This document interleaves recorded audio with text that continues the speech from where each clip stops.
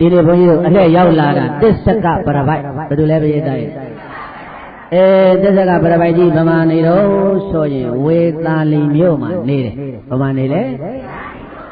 ဘုန်းကြီးတို့ဘုန်းတော်၆ပါးသခင်တပ်ပင်ဘုရားရှင်ကိုရမြဝိစီတိုင်းဝေသာလီမြို့မဟာဝန်တော်ကြီးတွင်မှာမြတ်စွာဘုရားရှင်ကိုရမြသတင်းသုံးတော်မူနေစဉ်တဲ့ဝေသာလီပြည်မဟာဝန်တော်မြတ်စွာဘုရားရှင်ကိုရမြသတင်းသုံးတော်မူစဉ်ကသစ္စကပရပိုက်ဟာဧတတေဝေသာလီမြို့မှာလစ္ဇဝီမင်းသား900ကိုအတတ်ပညာတွေသင်ပေးနေတဲ့ကဏပါမောက္ခဆရာကြီးရိုးရိုးပုဂ္ဂိုလ်တော်မဟုတ်ဘူးအဲ့ဒါကဏပါမောက္ခဆရာကြီးလစ္ဇဝီမင်းသားတွေကိုအတတ်ပညာတွေသင်ပေးလောက်အောင်လည်းပဲသူကပညာဆုံးဝါဒဆုံးတတ်တယ်တဲ့အဲ့တော့သစ္စကဆရာကြီးကသစ္စကပရပိုက်ကြီးကပညာတွေသိတတ်လွန်အားကြီးလွန်းလို့ပရိသတ်ရေသူ့ဘိုက်ထဲမှာပညာတွေရှိတယ်အဲ့ဒီပညာတွေပေါက်ထွက်သွားမှကြောက်လို့သစ္စကပရပိုက်မလုံးလဲသူ့ဘိုက်ကိုတန်မြားနဲ့ပတ်ထားတယ်တဲ့ဘိုက်ပေါက်မှကြောက်လို့ဘာဘိုက်မှကြောက်လို့လဲဘိုက်ထဲဘာတွေရှိလို့လဲပညာတွေတတ်ထားတဲ့နည်းနည်းတော့မပရိသတ်ရေတတ်ထားတဲ့ပညာရက်တွေကအဲ့ဒါကြောင့်မို့လို့အဲ့ဒီသစ္စကပရပိုက်ကြီးကိုဘယ်နာသွားတွေ့တဲ့လူတွေကဆရာကြီးဆိုပြီးတော့အဲ့ဒါအခမ်းအနားတွေရှိတိုင်းပွဲတိုင်းရှိတိုင်းမှာလည်းပဲသူ့ကိုအလေးတယူနဲ့နေရာအထူးပေးကြတယ်တဲ့ဒါပေမဲ့လို့ဘုရားတိုင်သစ္စကပရပိုက်ကဗုဒ္ဓဘာသာမဟုတ်ဘူးမိစ္ဆာဒိဋ္ဌိဘာဘာသာလဲမိစ္ဆာဒိဋ္ဌိဘုရားဗုဒ္ဓဘာသာမဟုတ်ဘူး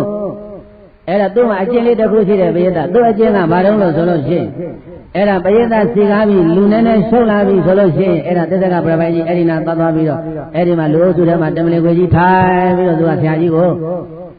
စတိုင်နဲ့လူကြားတဲ့တမလင်ခွေကြီးထိုင်ပြီးတော့ဗာပြောလဲနာဟံတံပတ္တမိသမဏဝါဗြဟ္မဏဝါသံဃိဝါကနေဝါကနသရိယံဝါအပိအရဟတံသမံသမ္ဗုဒ္ဓပရိဇာနာမာနံယေမယဝါဒေနဝါရံသမတပိဒောနသင်္ကံပေယနသံပဝေဒေယနသံပကံပေယယောအချင်းပုဂ္ဂိုလ်ဒီမယားငါကဝါဒေနဝါရတခုဖြင့်ဝါရံသူတို့ရဲ့ဝါရကိုသမတပိဒောပြိုင်ဆိုင်ပြောဆိုတွေ့ဆုံအပ်သည်ရှိသောနသင်္ကံပေယမလှုပ်ရှားပဲနေနိုင်ရ၏နသံပဝေဒေယမရင်ရိုင်းပဲနေနိုင်ရ၏နသံပကံပေယ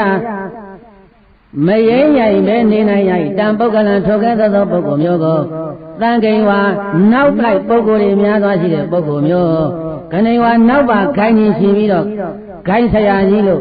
အခေါ်ခံရတဲ့ပုဂ္ဂိုလ်မျိုးကနစရိယဝါခိုင်းကုန်အုပ်ချုပ်ပြီးတော့ခိုင်းရဲ့ဆရာတဆူရဲ့လို့လုပ်နေတဲ့ပုဂ္ဂိုလ်မျိုးအပိအရဟံတံလောကကြီးထဲမှာယဟန္တာလို့အခေါ်ခံရတဲ့ပုဂ္ဂိုလ်မျိုးအဘိသမ္မာသမ္ဗုဒ္ဓံပฏิဇာနာမာနံကိုလောကကြီးထဲမှာဖယားလို့ဝန်ခံနေတဲ့ပုဂ္ဂိုလ်မျိုးတံပုဂ္ဂလံထောကဲ့သို့သောပုဂ္ဂိုလ်မျိုးအဟံငါသည်နဗ္ဗသမိ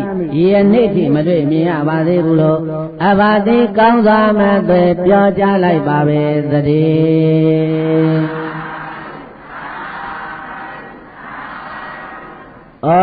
လောကကြီးထဲမှာသူကိုယ်သူယဟန္တာဖယားသမ္မာသမ္ဗုဒ္ဓဖယားဂိုင်းဆရာကြီးကဏပါမောက္ခကဏစရိယဘယ်လိုပုဂ္ဂိုလ်ကြီးတွေပြောတဲ့ငါနဲ့တွေ့ရင်အဲ့ဒီပုဂ္ဂိုလ်တွေကအကုန်လုံးတုံ့လှုပ်သွားရမယ်ဘယ်လိုပုဂ္ဂိုလ်တွေလားငါရဲ့ဝါဒနဲ့ပြောလိုက်လို့ကတော့အဲ့ဒီကောင်းတွေအကုန်လုံးတုံ့လှုပ်သွားရမယ်တဲ့မလှုပ်သွားတဲ့လူမရှိဘူးတဲ့ငါနဲ့ဝါဒချင်းလာပြရင်ငါကသာနိုင်တယ်ကျန်တဲ့ပုဂ္ဂိုလ်တွေငါ့ကိုကြောက်ပြီးတော့တုံ့လှုပ်သွားရမယ်ဒီတော့ပိဋကထိုင်ပြီးတော့သစ္စကပရပိုက်ကဘာပြောတော့ဆိုရင်ခန္ဓုံပိစေအစေတနအဝါရိဏသမာတပိယသက်ရှိထင်ရှားရှိနေတဲ့သမဏဗြဟ္မဏယဟန်ဂိုင်းဆရာကြီးတွေကိုမပြောနဲ့အသက်မရှိတဲ့သစ်ပင်ကြီးကိုတောင်မှငါပြောလိုက်ရင်သစ်ပင်ကခေါင်းကျိတ်လာရမယ်တဲ့ဘာခေါင်းကျိတ်လာရမယ်လဲငါဝါရနဲ့တွန်းလို့ကတော့အဲ့ဒီသစ်ပင်လဲသွားမယ်လားမှအဲ့ဒီလောက်ထိအောင်ကိုပိဋကရေမှန်နေတက်နေတာသစ္စကပရပိုက်ကအဲ့တော့သစ္စကပရပိုက်ဘဝင်မြင်မယ်ဆိုရင်လည်းမြင်လောက်တယ်တဲ့ဘာဖြစ်လို့လဲဆိုသူကဝါဒပေါင်း1000ကိုကျွမ်းကျင်တယ်သူအဖေဘက်ကဝါဒပေါင်း900သူအမေဘက်ကဝါဒပေါင်း900ပေါင်းရင်အဖေဘက်ကသင်ပေးလိုက်တဲ့ဝါဒ900နဲ့အမေဘက်ကသင်ပေးလိုက်တဲ့ဝါဒ900ပေါင်းရင်ဝါဒ1000ကိုတတ်တဲ့ပုဂ္ဂိုလ်တဲ့ အဲ့တော့သူ့ရဲ့အဖေနဲ့အမေအကြောင်းလေးနည်းနည်းလေးပြောမယ်သစ္စာကပရပိုက်ရဲ့အဖေနဲ့အမေအကြောင်းလေးသူတို့မိသားစုအကြောင်းလေးပေါ့အဲ့တော့သစ္စာကပရပိုက်ရဲ့အဖေနဲ့အမေနဲ့ကဒိဋ္ဌိပရပိုက်တွေပြည့်တယ်သူတို့နှစ်ယောက်သစ္စာကပရပိုက်တို့ရဲ့အမေနဲ့အဖေနဲ့မညာခင်ပေါ့လက်မထက်ခင်ပေါ့အမေကလည်းအပြိုပဲရှိသေးတယ်သစ္စာကပရပိုက်ရဲ့အဖေကလည်းလူပြိုပဲရှိသေးတယ်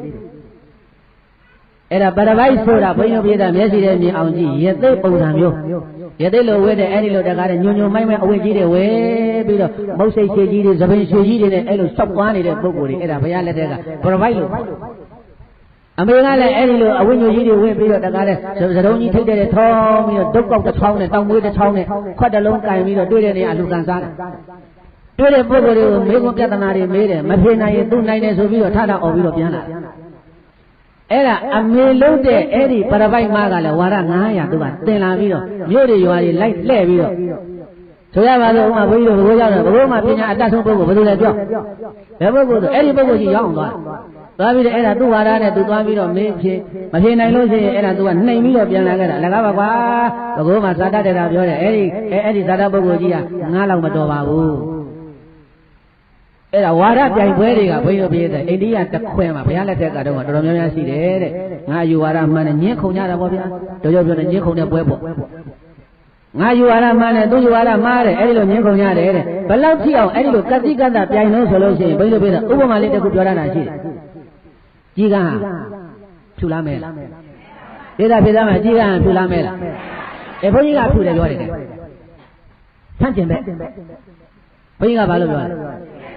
လူတိုင်းကကြီးကန်းကိုဘာလို့ပြောလဲလူတိုင်းကိုကြီးကန်းကမဲတယ်လို့ပြောတာကိုအဲ့ဒီသစ္စာကပရပိုက်ရဲ့အဖေအလောင်းအမေအလောင်းအဲ့ဒီအမျိုးသမီးတွေအဲ့ဒီမျိုးသားကဘာပြောလဲကြီးကန်းကဖြူတယ်တဲ့ဆန့်ကျင်ပဲပြောတာဟာကြီးကန်းမဲတာလူတိုင်းကြီးတာဘာလို့ဖြူမှာတော့ဆိုတော့မင်းတို့ကြီးကန်းကိုတဲ့အမွေးနှုတ်တဲ့အယိုးကုန်ခွားတယ်အသားတွေဖယ်ထုတ်တဲ့အယိုးကိုကြီးတဲ့အယိုးကဖြူနေတယ်ကဲဘာဖြူတယ်ကြီးကန်းအယိုးကသူကကြီးအထဲမှာကြီးကန်းအယိုးကဖြူနေတယ်တဲ့ဒီလိုကတိကတပြောတာဘုန်းကြီးတို့ပြည့်တဲ့နောက်တက်ကဘုန်းကြီးတို့ပြည့်တာဘာဆိုတော့ကောင်းတော့ကိုင်းရိုင်းကဖြူလားမဲလားရိုင်းဖြူတာလူတိုင်းမသိဘူးလားသစ္စာကပရပိုက်ရဲ့အဖေနဲ့မေတဲ့ကလူကတတ်တယ်ရိုင်းလူတိုင်းဖြူတယ်ပြောတယ်လက်မခံဘူးရိုင်းမဲတယ်သူတို့ကဟာရိုင်းဖြူတာလူတိုင်းသိတယ်ဘယ်လိုဖြစ်လို့မဲလဲရိုင်းတာပြီးတော့အထက်အရင်ကခွာကြည့်သားနဲ့မမဲဘူးလားမဲတယ်ဟောအဲ့ဒီလိုကတိကတပြောတဲ့အလေးဟာဘုရားလက်ထက်ကအိန္ဒိယမှာပြည့်တိုက်အဲ့ဒါဝါရပြိုင်ပွဲတဲ့။ဘာပွဲတဲ့လဲ။အဲ့ဒါသူတို့တရရဆုတ်ထားတာသူတို့ယူဝါဒကြီး။သူများကမှားတယ်ဆိုသူတို့ကမှန်တယ်သူများကမှန်တယ်ဆိုသူတို့ကမှားတယ်လူကတတ်တယ်။အဲ့ဒါနဲ့သူတို့ပြောဆိုပြည့်တိုက်အဲ့ဒါသူ့အမေအလောင်းပရပိုက်မကလည်းပဲအဲ့ဒါဝါရလာပြိုင်တာအဲ့ဒါဝေသာလီမှာသစ္စာကပရပိုက်ရဲ့အဖေလောင်းအဲ့ဒီပရပိုက်ကလည်းပဲဝါရလာပြိုင်တာသူတို့နှစ်ယောက်သွားတွေ့ကြပါအဲ့ဒီတွေ့ပြီးတော့အမျိုးသမီးကလည်းမေးတာပဲအမျိုးသားကိုအမျိုးသားကအမျိုးသမီးပြန်ပြီးတော့ပညာချင်းတူနေတယ်။ဘာချင်းတူနေလဲ။ပညာချင်းတူနေတော့အဲ့ဒီမျိုးသူမျိုးသားတွေကဘာပြောလဲခမည်းတော်နှစ်ယောက်ယူလိုက်ကြပညာချင်းတူလို့အဲ့ဒါပိဿချတာပိဿကြတော့အမေကပညာ900ဝါရ900တတ်တယ်အဖေကဝါရ900တတ်တယ်အဲ့ဒါသူတို့နှစ်ယောက်ကိုမြို့သူမြို့သားတွေကပန္နိတ်ဆိုတဲ့အဲ့ဒါဘွဲ့ပေးပြီးတော့သူတို့နှစ်ယောက်ကိုပေးစားလိုက်တော့အဲ့ဒီပရပိုက်နှစ်ယောက်ကနေပြီးတော့မွေးဖွားလာတာပိဿရဲ့သားသမီး9ယောက်ရှိတယ်တဲ့သားသမီးဘယ်နှယောက်ရှိလဲသစ္စာကပရပိုက်ကအငယ်ဆုံးသစ္စာကပရပိုက်ရဲ့အထက်မှာအမ4ယောက်ရှိတယ်အမဘယ်နှယောက်ရှိလဲနာမည်ကအမအကြီးဆုံးနာမည်ကမသစ္စာတဲ့ဒုတိယအမနာမည်ကမလောလာတဲ့တတိယအမနာမည်ကမအာစာရဝတီတဲ့စတုထအမနာမည်ကပတာစာရာတဲ့အငယ်ဆုံးမောင်လေးကသစ္စာကအဲ့ဒီအမ4ယောက်လုံးဟာလည်းပဲအဖေဘက်ကဝါရ900အမေဘက်ကဝါရ900အခုတတ်တယ်သူကအဲ့တော့သူတို့ကလည်းဘာလို့လဲသူ့အမေလိုပေါ့ပရိသတ်မြို့တွေရွာတွေလှဲပြီးတော့ညင်းခုန်ပွဲတွေသွားလှုပ်တာဝါရသွားပြိုင်တာအဲ့တော့သူတို့ကဘယ်လိုလုပ်လဲအဲ့ဒီညီမ4ယောက်မသစ္စာယမလောလာယမအာစာရဝတိယမပတာစာရတဲ့သစ္စာကပရပိုက်ကတော့ငယ်သေးလို့သူကမလိုက်သေးဘူးအမေထာမှာပညာသင်တော့ရှိသေးတယ်ဟိုအမ4ယောက်ကတော့ဝါရ1000ရင်ဝယ်ပိုက်ပြီးတော့အမျိုးမျိုးအနေနဲ့ကိုလှည့်ပြီးတော့မျိုးဝင်တာနဲ့ပရိသတ်ကြီးဘာလို့လဲသဲပုံလိုက်တယ် မြို့ဝင်မှာသဲပုံနဲ့သဲပုံပြီးတော့အဲ့ဒီမှာသပြေပန်းကလေးတိုက်ပြီးတော့သူတို့ကអော်သွားတယ်ငါတို့မြို့လေးကိုဆွမ်းခံသွားအောင်မယ်ဟဲ့ဒီနားမှာရှိတဲ့လူတွေမှတ်လားငါတို့နဲ့ဝါဒပြိုင်ခြင်းရင်ဟောဒီသဲပုံကိုဖျက်ဆီးလိုက်ပန်းတွေကိုထုတ်ပလိုက်ဝါဒပြိုင်ရဲတဲ့ပုဂ္ဂိုလ်ရှိအဲ့ဒါညီမ၄ယောက်ကျင်ညာပြီးတော့ဘေးတိုင်တခါတည်းအဲ့ဒါမြို့လေးကိုဝင်သွားတယ်တစ်မြို့ဝင်တစ်ရွာထွက်တစ်မြို့ဝင်တစ်ရွာထွက်နဲ့အဲ့ဒါသူတို့ရဲ့စိတ်ထဲမှာလည်းဘယ်လိုလဲသူတို့ကရှုံးခဲ့ရင်ယောက်ျားဆိုရင်အဲ့ဒီယောက်ျားကိုယူမယ်သူတို့နဲ့ဝါဒပြိုင်တဲ့မိန်းမဆိုရင်သူတို့ကရှုံးခဲ့ရင်အဲ့ဒီမိန်းမအိမ်မှာကြော်သွားခံမယ်ဘလောက်အယူပြင်းလုံးဆိုသူတို့ကနိုင်အောင်ပြောယောက်ျားနဲ့ပြိုင်မယ်ယောက်ျားနဲ့ပြိုင်လို့နိုင်ရင်အဲ့ဒီယောက်ျားကိုယူမယ်တစ်သက်လုံးလုပ်ကြည့်မယ်အဲ့ဒီယောက်ျားကိုမိန်းမချင်းပြိုင်လို့သူတို့ကရှုံးသွားတယ်အဲ့ဒီမိန်းမကနိုင်သွားရင်အဲ့ဒီမိန်းမအိမ်မှာတစ်သက်လုံးကြော်သွားခံမယ်ဒီလိုကျင်ညာပြီးတော့တောင်းထင်းမျိုးတွေဝင်ချသွားတာဝင်ချသွားတော့ဘိယုပိယတိုက်အဲ့ဒီနားကိုဘယ်သူရောက်လာတော့လို့ဆိုတော့ရှင်သာရိပုတ္တရာဘယ်သူရောက်လာရှင်သာရိပုတ္တရာကအဲ့ဒါဆွမ်းခံဝင်လာတော့ကလေးတွေကအဲ့ဒီနားသဲပုံနာဝိုင်းပြီးတော့ထိုင်းနေတာထိုင်နေတော့ရှင်သာရိပုတ္တရာကမေးတယ်ဟဲ့ကလေးတို့အဲ့ဒီသဲပုံကဘာလို့တာလဲဘုံဘုံကြီးဗျာဒါတပည့်တော်တို့ဒီမှာထိုင်ပြီးတော့စောင့်ကြည့်နေတာဘယ်သူတွေတော့မသိပါဘူးဗျာရသိမ၄ယောက်အဲ့ဒါမျိုးတဲ့ဆွမ်းခံသွားနေတယ်ဘာပြောသွားလဲ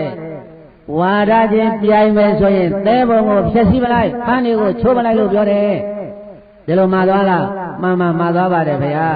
အေးအဲ့ဒါဆိုလို့ရှိရင်ကလေးတို့အဲ့ဒီသဲပုံကို6တင်နဲ့ကန်းရှင်သာရိပုတ္တရာအဲ့ဒီပန်းတွေကိုချိုးပြီးတော့ပြစ်ထုတ်လိုက်ဆိုပြီးတော့အဲ့ဒါရှင်သာရိပုတ္တရာကလေးတွေကိုခိုင်းပြီးတော့ရှင်သာရိပုတ္တရာကဗာမှာခဲ့တုံးဆိုလို့ရှိရင်ကလေးတို့အဲ့ဒီအမျိုးသမီး၄ယောက်ပြန်လာရင်အဲ့ဒီအမျိုးသမီး၄ယောက်ပြန်လာရင်အရှင်သာရိပုတ္တရာကဖျက်ဆီးခိုင်းလို့ဖျက်ဆီးပါတယ်လို့သာသတို့ပြောရှင်သာရိပုတ္တရာကလေးတွေမှာလာခဲ့ငါနဲ့ဝါဒချင်းပြိုင်ခြင်းဒီနေရာကသောငါမျိုးတဲ့ဆွမ်းခံသွားအောင်မယ်ဆိုပြီးရှင်သာရိပုတ္တရာကသောတိမျိုးတဲ့ဆွမ်းခံဝင်သွားဟောညီမ၄ယောက်ကအဲ့ဒီနားပြန်ရောက်လာတယ်သဲပုံလားပြန်ရောက်လာတဲ့အခါကျတော့သူတို့သဲပုံကြီးပြည့်စည်နေတာတွေ့တယ်အဲ့ဒီနားကလေးတွေမိန်းတာပေါ့ဟဲ့ကလေးတွေဒီသဲပုံဘယ်လိုဖြစ်လဲသာသတို့ဖြစ်တယ်သူတို့ဘာလို့ဖြစ်လဲဘုံဘုံဖြစ်ခိုင်းတယ်ဘယ်ဘုံဘုံဖြစ်ခိုင်းလဲဘယ်ကိုယ်တော်လဲပြောဘယ်ဘယ်လိုခေါ်လဲရှင်သာရိပုတ္တရာလို့ခေါ်တယ်။ဘာပြောသွားသေးလဲဝါဒချင်းပြိုင်နေရင်ဒီနာကစောက်အခုဆွမ်းခံသွားနေတယ်ပြန်လာလိမ့်မယ်။ဆိုတော့ညီမ၄ယောက်ပြေးသားရေးအဲ့ဒီမှာတခါတဲ့အရေးကောင်းတဲ့သစ်ပင်အောင်ထိုင်ပြီးတော့ရှင်သာရိပုတ္တရာကိုစောက်တာဘယ်သူကိုစောက်ရှင်သာရိပုတ္တရာဆွမ်းခံပြန်ဆွမ်းစားမျိုးလေးတင်ဆွမ်းစားတယ်ပြီးပြန်လာဒိုးပိုက်ထွက်လာရှင်သာရိပုတ္တရာဆိုတာကိုတော်လားဟုတ်တယ်ဒီသဲပုံကိုကိုတော်ဖြတ်တယ်ဆိုတာဟုတ်သလားဟုတ်တယ်အဲ့ဒါဆိုရင်ကိုတော်ကတပည့်တော်တို့ညီမ၄ယောက်နဲ့ဝါဒချင်းပြိုင်မယ်လို့စိန်ခေါ်တာပေါ့အကြီးဆုံးဖြစ်တဲ့မသစ္စာကစွာတယ်ပရိသတ်ရှင်သာရိပုတ္တရာတခါတည်းရန်တွေ့ဟောသူကဒီသဲပုံဖြစ်ရမလားလို့ဆိုပြီးတော့အဲ့ဒါရှင်သာရိပုတ္တရာကကိုင်းအေးဝါဒချင်းပြိုင်မယ်လို့ကိုင်းနင်တို့ဗာမေးမလဲငါမေးချင်တာမေးနင်တို့ကမိန်းကလေးတွေဆိုတာဥသာပေးရတယ်ကဲနင်တို့ငါအရင်မေးဆိုတော့အမိန့်ရှိကတင်လာတဲ့ဝါဒ900ကိုတစ်ခုချင်းပေးတယ်ရှင်သာရိပုတ္တရာတစ်ခုချင်းဖြေအဖိတ်ရှိကတင်လာတဲ့ပု္ပ္ပာ900ကိုတစ်ခုချင်းပေးတယ်ရှင်သာရိပုတ္တရာတစ်ခုချင်းဖြေဝါဒ1000ပေးတာဝါဒဘယ်လောက်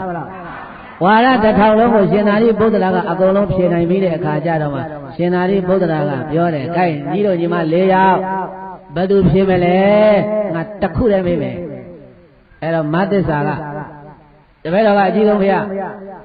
ဒါလို့နင်းဖြေမလားဖြေမယ်အဲ့ဒါဆိုလို့ရှိရင်နင်းကိုငါမေးမယ်ဧကံနာမကိဉ္ရှင်သာရိပုတ္တရာဧကံဓမ္မနာမကိဉ္ဟဲ့မသစ္စာတစ်ဆိုတာပါလေဧကံဓမ္မနာမကိဉ္တစ်ခုတရားတစ်ခုဆိုတာပါလေအဲ့ဒါတို့ကမေးရှင်သာရိပုတ္တရာမေးတော့တစ်ဆိုတာပါလေတစ်ခုသောတရားဆိုတာပါလေစဉ်းစားတယ်အဖြစ်မထွက်ဘူးတိဆိုတာပါလေစဉ်းစားတယ်အဖြစ်မထွက်ဘူးတိဆိုတာနှစ်မဟုတ်လို့ဖြစ်ရင်ငါသောက်တော့ဖြစ်တော့မယ်မတ္တစာကစဉ်းစားတယ်တိဆိုတာနှစ်မဟုတ်ဘူးပေါ့သွားပြီလို့တာအဖြစ်နဲ့မေးခွန်းနဲ့မကိုက်ဘူးပေးတယ်တိဆိုတာပါလေဆိုသူကျမလေးကခေါင်းချင်းဆိုင်တာပေါ့ခေါင်းချင်းဆိုင်ပြီးတော့တိုးနဲ့ဟဲဘာဖြစ်မလဲမပ္ပဒါဆရာလောက်ပါဦးဘာဖြစ်မလဲမသိဘူးသူမေးခွန်းကြီးကဘာကြီးလဲမသိဘူးတိဆိုတာပါတော့ဆိုတော့ဘာပြောရကောင်းမလဲအဲ့ဒါညီမလေးကခေါင်းချင်းတိုင်းချိုးချိုးပေါက်တွေကြားပြီးတော့မေးတိုင်းသူတို့သင်တဲ့ဝါဒထဲမှာအဲ့ဒါမပါဘူးဧကံဓမ္မနာမကိအဲ့ဒါသူ့မေရလည်းမသိဘူးသူ့ဖေရလည်းမသိဘူး အဲ့ဒါနဲ့ညီမလေးယောက်ကောင်းချင်းဆိုင်ပြီးတော့အပြေမထွက်တော့အရှင်ဘုရားတစ်ဆိုတာတပည့်တော်တို့မသိပါဘူးဗျာဆိုတော့မှရှင်သာရိပုတ္တရာကဘိယတိုက်ဘာပြောတော့ဆိုတော့တစ်ဆိုတာမတ္တဘိယတရှင်သာရိပုတ္တရာဖြေတဲ့အဖြေကသဗ္ဗေတ္တအာဟာရဓိတိကာတစ်ဆိုတာအာဟာရတစ်ဆိုတာဗါတယ်လေအာဟာရဆိုတာအစာအာဟာရကိုပြောတာဘာကိုပြောတာလဲလောကထဲမှာရှိနေတဲ့တတ္တဝါမှန်သမျှအစာအာဟာရကိုအမိပြုပြီးတော့မှအသက်ရှင်ရရတယ်အသက်ရှင်တော့မှအစာအာဟာရပြည့်စုံတော့မှလုံးချင်တဲ့လုံးကိုလုံးလို့ရတယ်ပရိယတ်တိလည်းအားထုတ်ရတယ်ပရိပတ်တိလည်းအားထုတ်ရတယ်လူမှုရေးစီးပွားရေးနိုင်ငံရေးဘာသာရေးသာသနာရေးအလုံးကိုလုံးနိုင်တယ်အစာအာဟာရမရှိတဲ့ပုဂ္ဂိုလ်ဟာဘာမှမလုပ်နိုင်ဘူးဒါကြောင့်မို့လို့ဧကံဓမ္မနာမကိတခုသောတရားဆိုတာတစ်ဘုရားကသဗ္ဗေတ္တအာဟာရဓိတိကတတ္တဝါအလုံးကအာဟာရကိုမိပြီးဖြစ်ရတဲ့အတွက်ကြောင့်မို့လို့တစ်ဆိုတဲ့တရားကအာဟာရတစ်ဆိုတဲ့တရားကဘာလဲနောက်တည်းကရှင်သာရိပုတ္တရာမထေရသူများကဒွေဓမ္မနာမကိနှစ်ဆိုတာဘာလဲခေါင်းချင်းဆိုင်ရပြန်လာတယ်တစ်ပြီးတော့နှစ်မေးနေတယ်နှစ်ဆိုတာဘာလဲနှစ်ဆိုတာဘာလဲဘာလဲစဉ်းစားဘာမှဖြစ်မဖြစ်အဲ့ဒါရှင်သာရိပုတ္တရာကိုအရှုံးပေးတယ်ရှင်ဘုရားသာရိပုတ္တရာနှစ်လည်းမသိပါဘူးဗျာမထာရှင်သာရိပုတ္တရာကယုံနာနှစ်ပါးတဲ့နှစ်ဆိုတာဘာလဲအဲ့ဒီတော့မှတဖြည်းဖြည်းနဲ့ပြေးတာရှင်သာရိပုတ္တရာက3ဆိုတာဘာလဲမသိပါဗျာ4ဆိုတာဘာလဲမသိပါဗျာ5ဆိုတာဘာလဲမသိပါ30ထိမေးတာဘယ်ဒီအောင်မေးတယ်တခုမှမဖြေနိုင်ဘူးဖြေနိုင်လား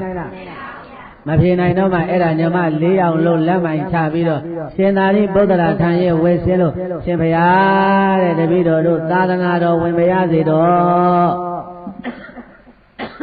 တပည့်တော်တို့ရဲ့အယူဝါဒကြီးကမှားနေမှသိပါပြီဗျာသာသနာတော်ဝင်ပြရစေတော့ဆိုပြီးအဲ့ဒါရှင်သာရိပုတ္တရာနောက်ကနေပြီးတော့အဲ့ဒီညမ4ယောက်လိုက်သွားတာအိမ်မပြန်တော့ဘူးဝေသာလီမပြန်တော့ဘူး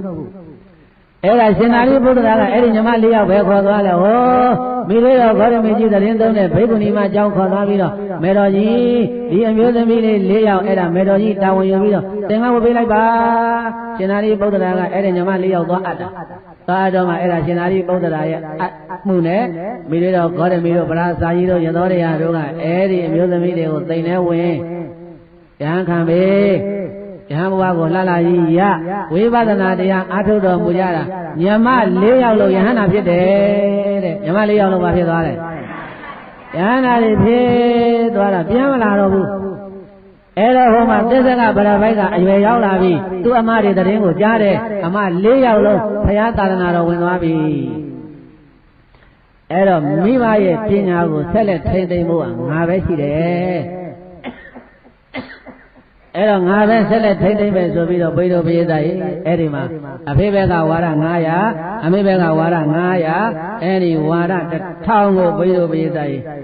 တက်မြောက်အောင်သင်ပြီးတော့သစ္စာကဗရပိုက်ဒီဝေသာလီပြည်မှာဆရာတဆူလုံးနေတော့မလုံးနေတာလေအဲ့ဒါဆရာတဆူလုံးပြီးတော့သူ့ကိုယ်သူအဲ့ဒါဆရာကြီးနဲ့အခေါ်ခံတယ်သူကသိတယ်မြတ်စွာဘုရားမဟာဝန္တောမှာသတင်းသုံးနေတယ်မဟာဝန္တောမှာသတင်းသုံးနေတယ်သူ့ကိုယ်သူဘုရားလုံးဝန်ခံရတယ်အဲ့ဒါဒီပုဂ္ဂိုလ်ကြီးထံသွားပြီးတော့ငါတနေ့တော့ဝါဒသွားပြိုင်မယ်သူစိတ်တဲ့အမြဲတမ်းအာရုံရှိတယ်အဲ့ဒါတနေ့တော့ဘိဓိပိယသားရဲ့တပည့်900ခြံရံပြီးတော့အဲ့ဒါသူထွက်လာတာလမ်းနဲ့ဘယ်သူနဲ့တိုးတော့ဆိုတော့အရှင်အတ္တသိနဲ့တိုးတယ်ဘယ်သူနဲ့တိုးလဲအရှင်အတ္တသိဆိုတာဘုန်းကြီးတို့ပစ္စဝေကြီး5ပါးထဲမှာကွန်တင်ညာဗတ္တိယဝောပမဟာနံအတ္တသိအငယ်ဆုံးယဟန္တာအဲ့ဒါအရှင်အတ္တသိနဲ့တိုးတော့သူကအရှင်အတ္တသိနာသွားပြီးတော့အရှင်အတ္တသိကိုမေးတယ်ကတံပါဏဘောအတ္တသိသမနောဂေါရမောသာဝကေဝိနေတိအရှင်ဘုရားအတ္တသိရှင်ဘုရားတို့ရဲ့ဆရာဂေါရမဆိုတဲ့ပုဂ္ဂိုလ်ကြီးကသူ့ရဲ့တပည့်သာဝကတွေကိုသာဝကေသာဝကတို့ကိုကထံပါဏဝိနေတိဘယ်လိုဆုံးမပါသလဲရှင်ဘုရားတို့ရဲ့ဆရာယဟန်ဂေါရမကရှင်ဘုရားတို့ကိုဘယ်လိုဆုံးမပါသလဲလို့အာဝါစာကောင်းစွာမသိမေးမြန်းတော်မူလိုက်ပါပေသတည်း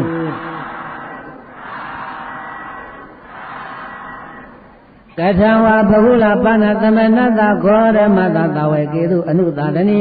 ဝ ကိုယ်တော်ရဲ့ဆရာယဟန်ကိုရမသူ့ရဲ့တပည့်သာဝကတွေကိုများသောအပြင်ဘယ်လိုဆုံးမမျိုးကိုဆုံးမပါသလဲဗျာအဲ့ဒီလိုမေးတော့ပိသရဲ့အရှင်အတ္တစီမထေသူများကတကားတော့သစ္စာကပရပိုက်ကြီးငါကလည်းကွာတဲ့ယဟန်ဖြစ်တာမကြသေးတော့ယဟန်ပြုတာမကြသေးတော့မင်းမေးတဲ့မေးခွန်းတွေကိုအကုန်လုံးဖြေခြင်းမဖြေနိုင်ပဲသို့တော့တို့ရဲ့မြတ်စွာဘုရားဟောတဲ့တရားလေးနည်းနည်းလေးမင်းကပြောခဲ့မယ်ဘုရားတည်းကမင်းကနည်းနည်းလေးပြောခဲ့မယ်ငါတို့ရဲ့မြတ်စွာဘုရားအမာခံကြောရုပ်ထားပြီးတော့တပည့်သာဝကတွေကိုဟောတာကရူပံအနိစ္စဝေဒနာအနိစ္စသင်ညာအနိစ္စသင်္ခါရအနိစ္စဝိညာဏအနိစ္စရူပံယုတ်တရားသည်အနိစ္စမမြဲဝေဒနာအနိစ္စဝေဒနာသည်အနိစ္စမမြဲယောဝေဒနာသင်ညာသင်္ခါရဝိညာဉ်လို့ခေါ်တဲ့ခန္ဓာ၅ပါးယုံနာတရား၅ပါးဟာအနိစ္စမမြဲပါဘူးလေမမြဲတဲ့သဘောတရားဟာဘာကြောင့်မမြဲတာတော့ဆိုဆင်းရဲလို့ဆင်းရဲတာဒုက္ခဆင်းရဲတာပါတယ်လေဘာကြောင့်ဒုက္ခဖြစ်ရတာလဲအနတ္တအစိုးမရလို့ကိုယ့်အလိုကိုမလိုက်ဘူးသူ့သဘောသူဆောင်နေလို့ဆိုပြီးတော့အဲ့ဒီမှာအရှင်အတ္တစီမထေသူများကဘေဒနေခန္ဓာ၅ပါးအနိစ္စဒုက္ခအနတ္တတို့ဘုရားကဒီလိုဟောတယ်လို့အရှင်အတ္တစီမထေသူများကအဝါစာကောင်းစွာမဲ့ပဲမိန်ကြတော်မူလိုက်ပါပဲသတည်း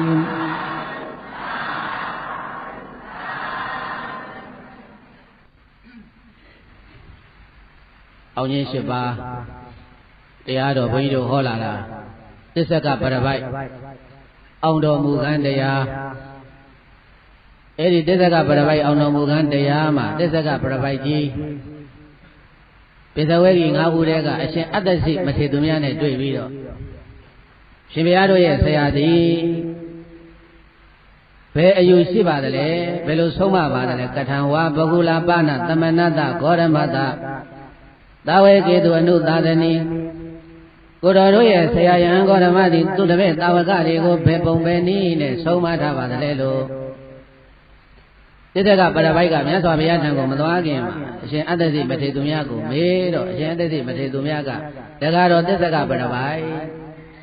ငါမြတ်စွာဘုရားသာသနာတော်တဲ့ရောက်တာလည်းမချသေးဘူးသို့တော်လည်းပဲငါသိတဲ့လောက်လေးတော့ဟောပါမယ်ဆိုပြီးတော့အရှင်အတ္တစီမထေသူများကသစ္စာကပရပိုက်ကြီးကိုရူပအနိစ္စဝေဒနာအနိစ္စသင်ညာအနိစ္စသင်္ခါရအနိစ္စဝိညာဏအနိစ္စသစ္စာကပရပိုက်ကြီးရူပယုတ်တရားသည်အနိစ္စမမြဲပါယုတ်တရားသည်မမြဲဘူးလို့မြတ်စွာဘုရားရှင်ကိုရမြတ်သည်ဟောတဲ့နောက်တကရူပံဒုက္ခယုတ်တရားသည်ဒုက္ခဆင်းရဲတဲ့ရူပအနတ္တယုတ်တရားသည်ကိုယ်ပိုင်မဟုတ်ဘူးအစိုးမရဘူးကိုယ်သဘောတိုက်ကိုဖြစ်ခြင်းတလို့မဖြစ်ဘူးအဲ့ဒီလိုဘုရားရှင်ကိုရမြတ်ရဲ့အမာခံကြောရုပ်ဖြစ်တဲ့ရူပံအနိစ္စရူပံဒုက္ခရူပံအနတ္တဝေဒနာအနိစ္စဝေဒနာဒုက္ခဝေဒနာအနတ္တခန္ဓာ၅ပါးကိုမမြဲတဲ့ဒုက္ခအနိစ္စအနတ္တလက္ခဏာ၃ပါးတင်ပြီးတော့ဘုံ၆ပါးတကယ်ဘုရားရှင်ကိုရောမြတ်ကရှုပါလို့ငါတို့ရဲ့တတ္ထလူနတ်တို့ဆရာဘုရားမြတ်စွာက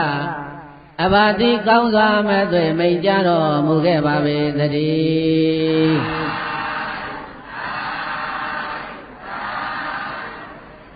အဲဒီလိုရှင်အတ္တစီမထေသူမြတ်ကသစ္စာကပရပိုက်ကြီးကိုဖြေတော့သစ္စာကပရပိုက်ကြီးကရှင်ဘုရားအတ္တစီဒုတုတံဝတ္တဘောအတုမယေမယံသမဏံဂေါရမအတုမ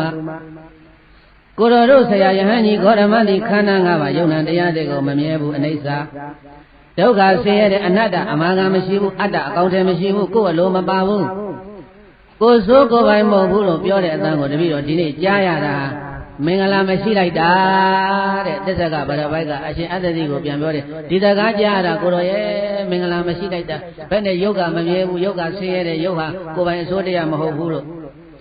အဘေဝနာမမယံတေနသမဏိနဂေါရမေနသမကိစေယ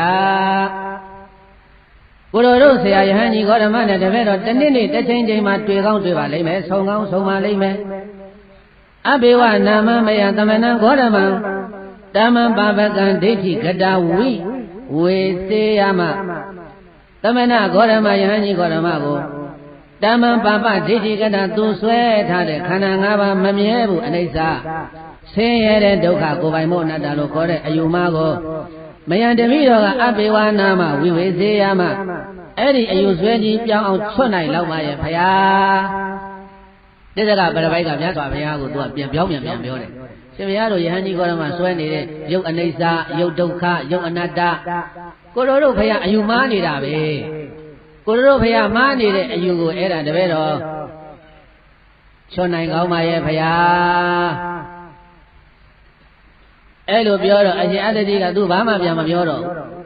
ပြန်မပြောပဲနဲ့အရှင်အတ္တတိကျောင်းတော်ပြန်ကြွတိစ္ဆကပရပိုက်ကလည်းပဲအဲ့ဒါသူစိတ်တဲ့တနေ့နေ့တော့ယဟန်ဂေါရမနဲ့ငါဝါဒပြန်ရလိမ့်မယ်သူကသူ့ကိုယ်သူဘုရားလို့ဝန်ခံထားတာဝါဒချင်းပြိုင်လို့ငါကနိုင်ရင်ငါလည်းနာမည်ကြီးပြီးတော့ဂုဏ်တက်မယ်ဂေါရမဗုဒ္ဓကိုတောင်နိုင်အောင်ပြိုင်နိုင်တဲ့ပုဂ္ဂိုလ်ဆိုပြီးတော့ဝေသာလီတစ်မျိုးလုံးမှငါ့ကိုအလုံးဝိုင်းပြီးတော့ချီးကျူးကြလိမ့်မယ်လို့အဲ့ဒီလိုသူစိတ်နဲ့တွေးပြီးတော့ပိယတာတူတူပြောဆိုတနေ့တော့အဲ့ဒါလက်ဇဝီမင်းသား900သူစာသင်ပေးနေတဲ့သူတစ်ပည့်900အဲ့ဒီတစ်ပည့်900ကိုသူကမပြောတော့ဆိုတော့ဟေးဒီနေ့ယဟန်ကြီးဂေါရမနဲ့ဝါဒချင်းသွားပြိုင်မယ်မင်းတို့လည်းကြည်ကြည်ရင်နားထောင်ရင်လိုက်ခဲ့ကြလို့ဆိုပြီးတော့အဲ့ဒါနောက်ကကျောင်းသား900ပါလာတယ်ပိယတာကျောင်းသားဘယ်လောက်ပါလာလဲ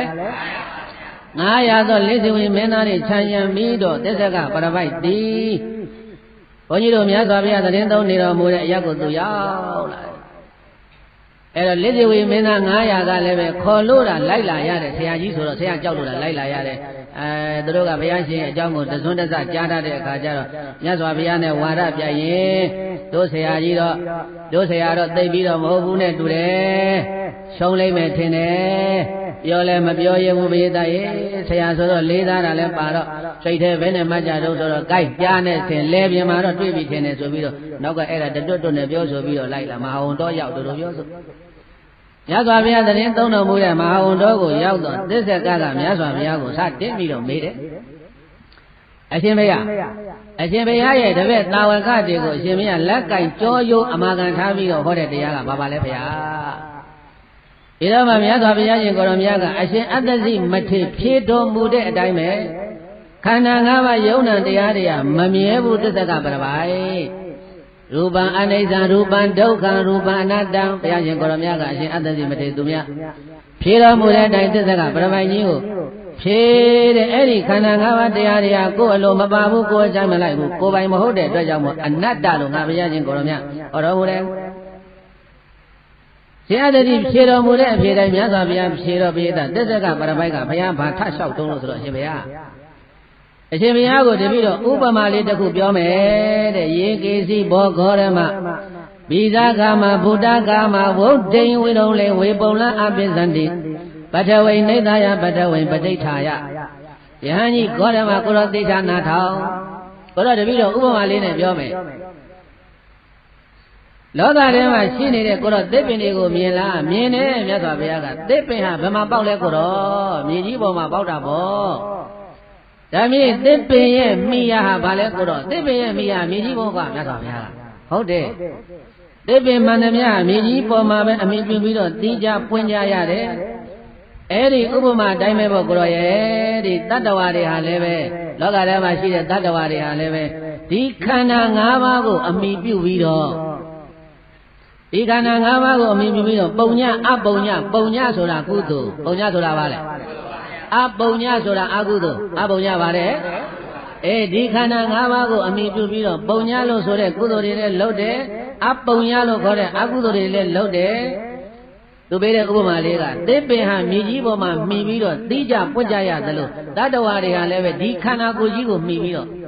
ပုံညကုသိုလ်အပုံညအကုသိုလ်တွေကိုလုပ်တယ်အဲ့တော့ကိုတော်ကဒီခန္ဓာ၅ပါးကအမှန်ကန်မဟုတ်ဘူးကိုယ်ပိုင်မဟုတ်ဘူးမမြဲဘူးလို့ဘာဖြစ်လို့ကိုတော်ပြောနေတယ်လေသူကမြေကြီးနဲ့ခန္ဓာဥပမာပေးတာဘာနဲ့ဥပမာပေး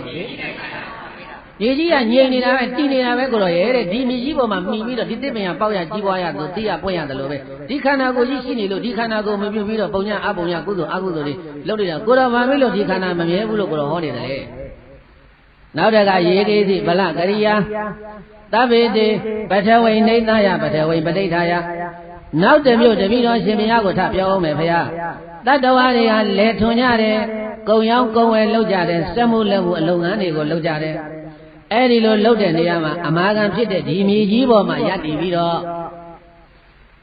ဒီခန္ဓာ၅ပါးကိုအမိပြုပြီးတော့ပုံညအပုံညလို့ခေါ်တဲ့ကုသိုလ်အကုသိုလ်ဒီလောကီစီဝါရေးရောင်းရေးဝယ်တာဖြားဖြားတွေကိုလောက်ကင်နေကြတယ်တဲ့ဒါကြောင့်ဒီယုံနာနေဟာကိုလှုပ်ရှင်တာကိုဖြစ်ရှင်တာတွေကို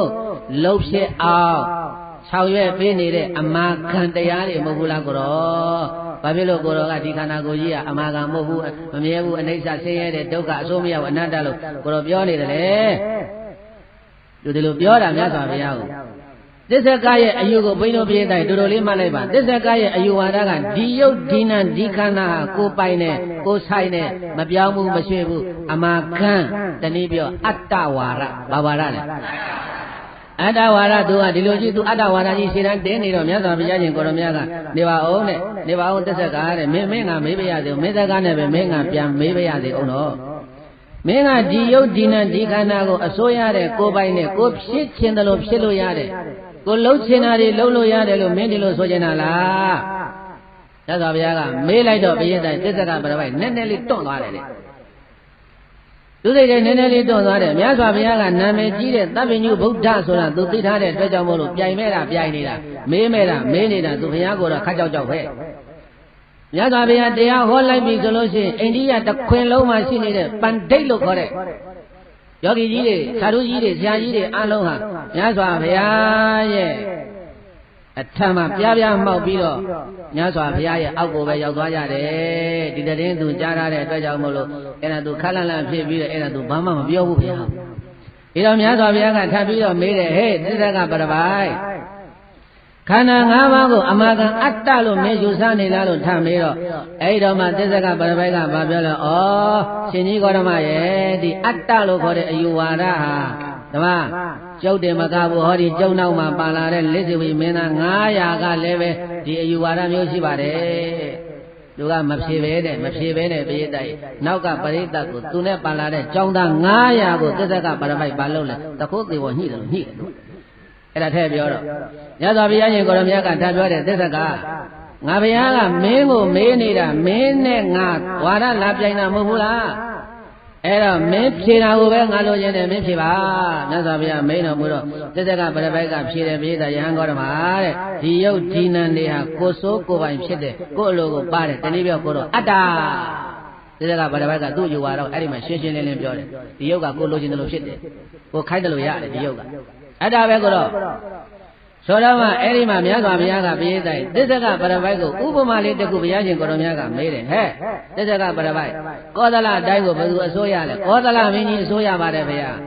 မဂရတိုင်းကိုဘယ်သူအစိုးရလဲဗိမ္ပိသာရမင်းကြီးအစိုးရပါတယ်ဘုရားကောင်းပြီအဲ့ဒါဆိုလို့ရှိရင်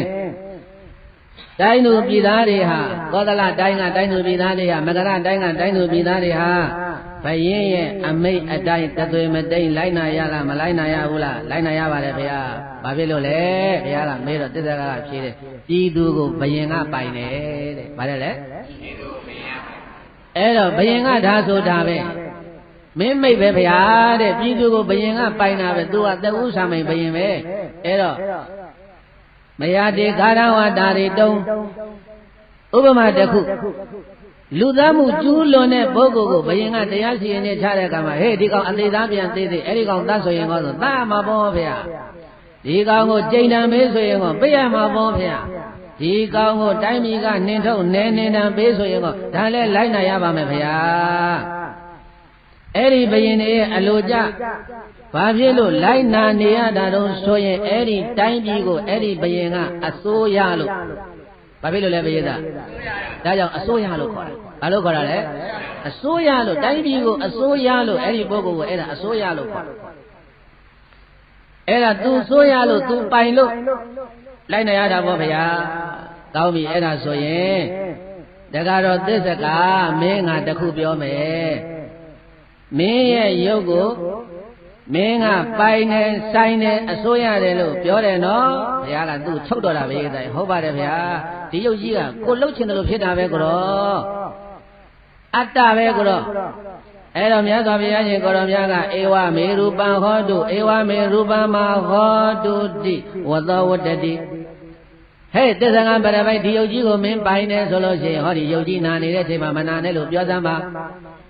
May a good Yogi and so like a wire, may Sony Yogigo, a Kusachi, Yo Chojo, Lipi, may Yogo, may a maybe a may.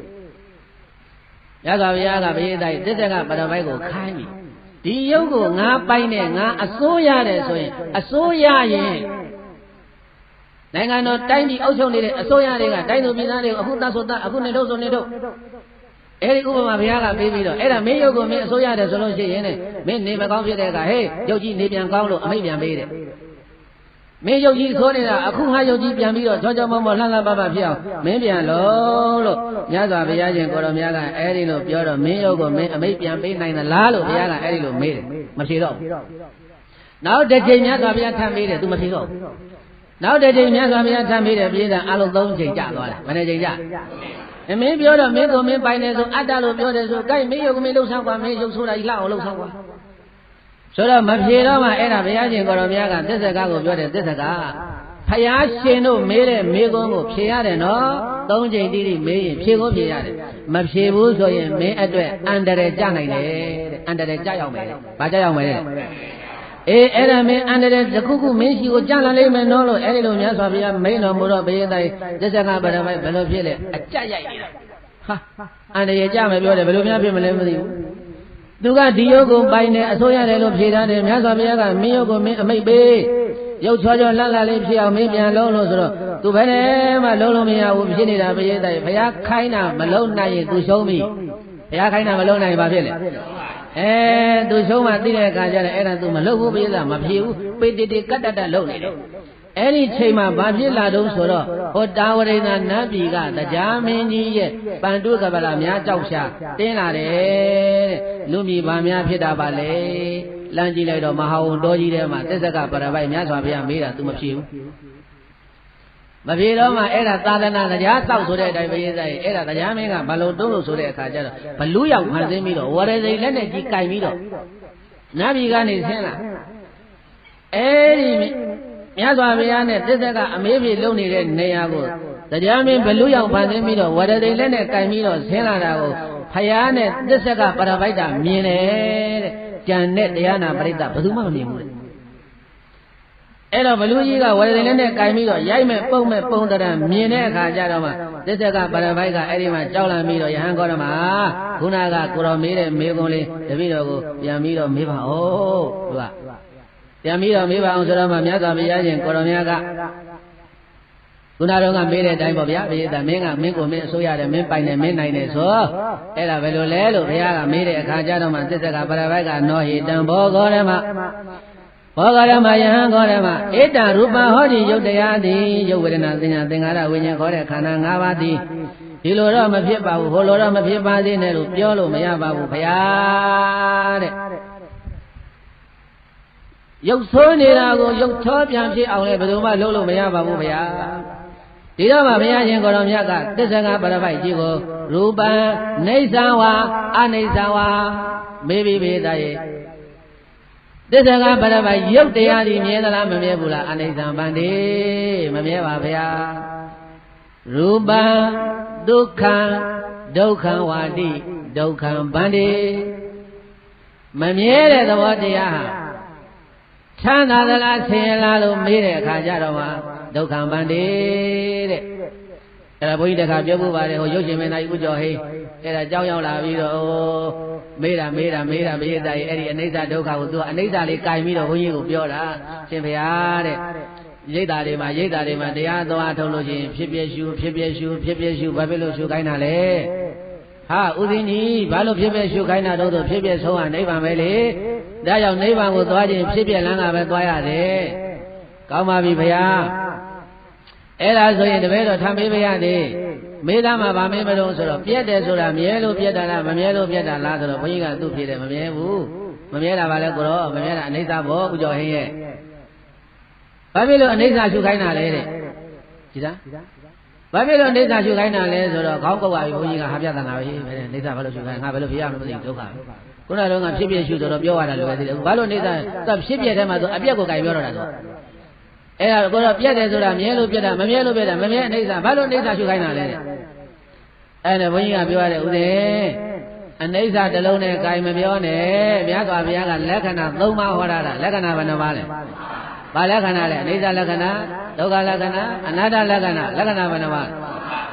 ဘာဖြစ်လို့အနိစ္စရှုခိုက်တာတော့ဆိုရင်ဦးဇင်းတူတူမှတ်လို့ဒုက္ခမြင်အောင်လို့ထမ်းမေးဘာကြောင့်ဒုက္ခရှုခိုင်းတာလို့အနတ္တမြင်အောင်လို့အဲ့ဒါကိုတော့ပြောလို့ရှိလို့ရှိရင်အဲ့ဒါအနိစ္စဒုက္ခအနတ္တလက္ခဏာ၃ပါးစုံအောင်ပြောလို့အဲ့ဒါဘုန်းကြီးကအဲ့ဒီနေရာသူပြောလိုက်သေးတယ်အခုလည်းဒီမှာဘေးသားကြီးရူပံနေသံဝါတိအနိစ္စံဗန္တိဟဲ့တသကပရဝယုတ်တရားအမြဲတလားအနိစ္စံဗန္တိမမြဲပါဗျာဘုရားကချစ်ဆက်မိတာရူပံဒုက္ခဝါဒုက္ခဝါတိမမြဲတဲ့ယုတ်တရားဟာချမ်းသာသလားဆင်းရဲလားဒုက္ခဗန္တိဆင်းရဲပါတယ်မြတ်စွာဘုရားဘာဖြစ်လို့ဆင်းရဲတာလဲအနတ္တဆိုမရလို့ရူပံအတ္တဝါအနတ္တဝါတိအနတ္တဗန္တိမပိုင်ပါဘူးဗျာကိုလို့ရှင်တိုင်မဖြစ်ပါဗျာလို့အဲ့ဒီမှာဘေးသတ်တေဘုရားရှင်ကိုရောမြတ်ကမေတ္တစကပရပိုက်ကဖဲပြေမမြဲတဲ့တရားကိုဘေးသတ်ရင်ဘာလို့ခေါ်တော့ဆိုရင်အနိစ္စခေါ်တယ်မမြဲတာပါတယ်လေဆင်းရဲတာပါတယ်လေဒုက္ခဆင်းရဲတာပါတယ်လေ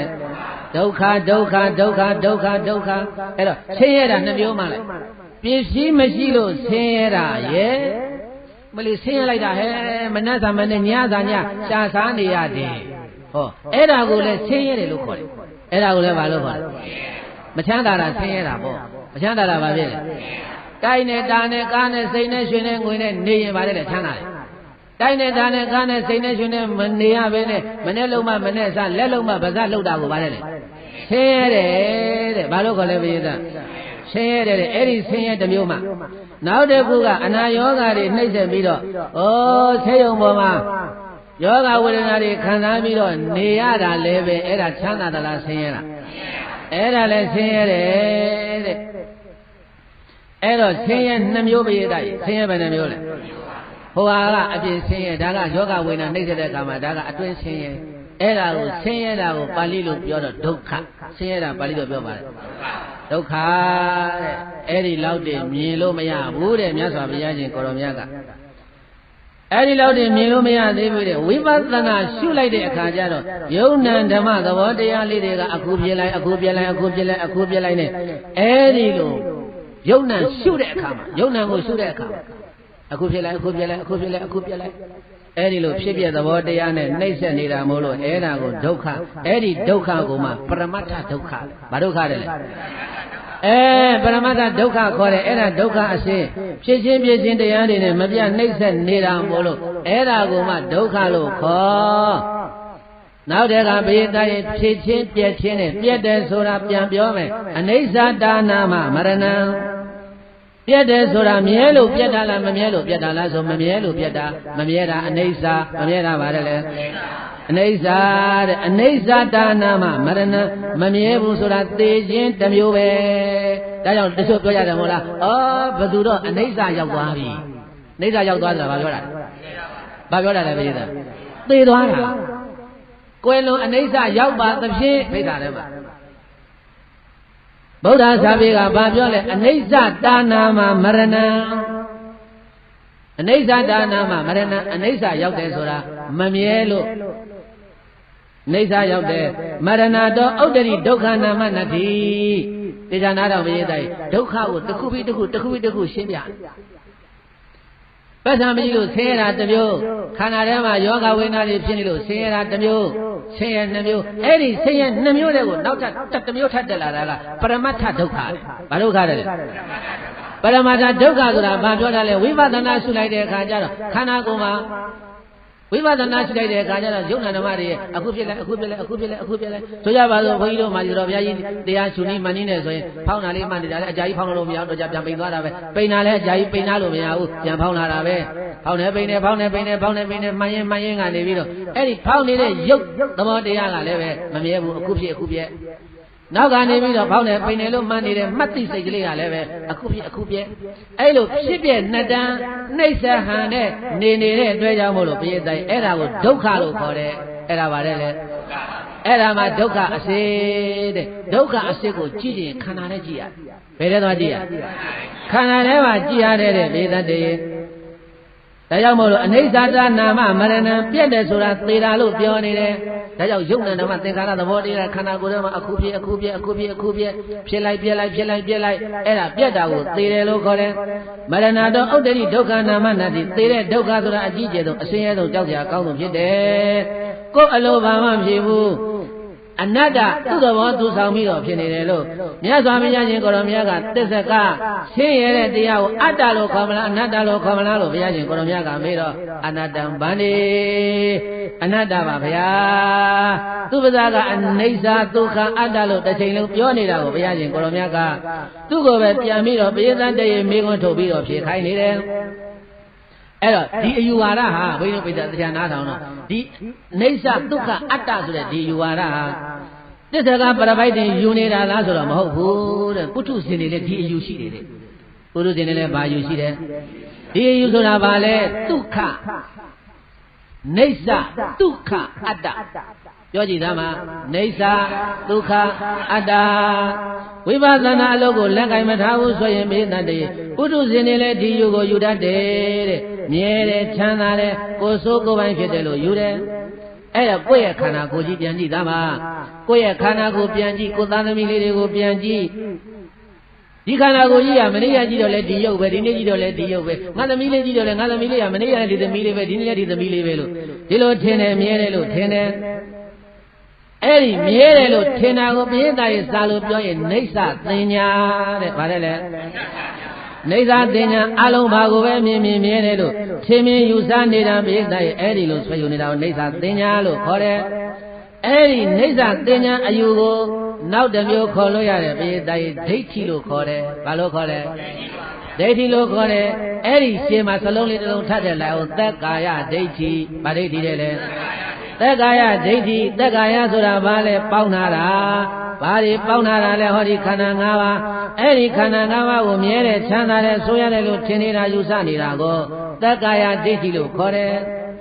သက်ကာယဒိဋ္ဌိပုထုဇဉ်မှန်တယ်အဲ့ဒီသက်ကာယဒိဋ္ဌိဆိုတာရှိကိုရှိတယ်ဝိပဿနာလုံးအထုတ်တဲ့အခါကျတော့မှပိသတ်တွေဉာဏ်စဉ်တွေပေါ်လာပြီးတော့ဟောဘယ်ဉာဏ်ရောက်မှာလို့ဆိုဥရိယဘယဉာဏ်နဲ့ဘာဉာဏ်နဲ့လဲဥရိယဘယဉာဏ်ဖြစ်ခြင်းပြည့်ခြင်းခန္ဓာ၅ပါးယုံနာတရားတို့ကတစ်ပြည့်တည်းပြည့်နေတာကိုမြင်ရတဲ့အခါမှာဝိပဿနာဉာဏ်နဲ့ရှုတဲ့အခါကျတော့မှယုံနာဓမ္မသင်္ခါရသဘောတရားငါယုံလည်းမမြဲပါလားအခုဖြစ်အခုပြဲငါသားသမီးတွေယုံတရားလည်းမမြဲပါလားအခုဖြစ်အခုပြဲရှေ့ယုတ်တေးပြတ်သွားပြီမဲ့လို့ဒီယုတ်ကြီးကဘာဖြစ်လို့ပုံပန်းမပြဲဖဲနဲ့တည်နေတာတော့ဆိုရင်ကံစိတ်ဥဒ္ဓအာဟာရအကြောင်းတရား၄ပါးကြောင့်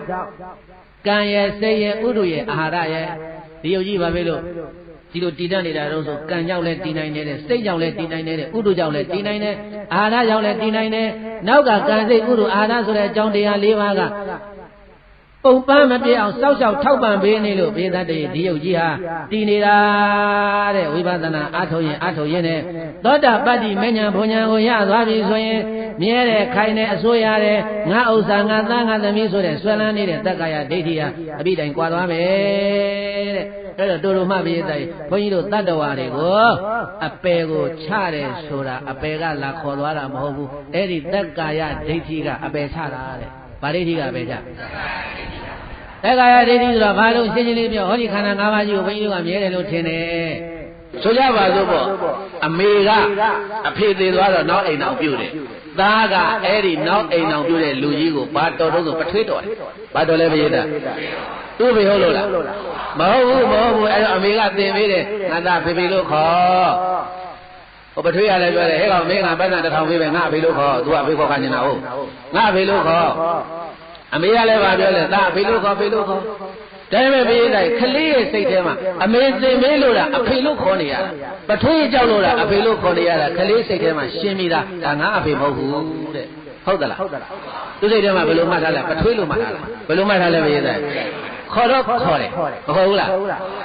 အမေကခေါ်ခိုင်းလို့အဖေလို့ခေါ်တယ်ပထွေးကခေါ်ခိုင်းလို့အဖေလို့ခေါ်တယ်တို့တော့လည်းပဲခလေးရဲ့စိတ်ထဲမှာအဖေမဟုတ်ဘူးဆိုတာခေါ်တိုင်းရှင်းတယ်ရှင်းလားမရှင်းဘူးလားဒီတိုင်းပဲတဲ့ဘုန်းကြီးတို့ပုထုဇဉ်တွေကဟဲ့ငါသားဆိုရင်စွဲ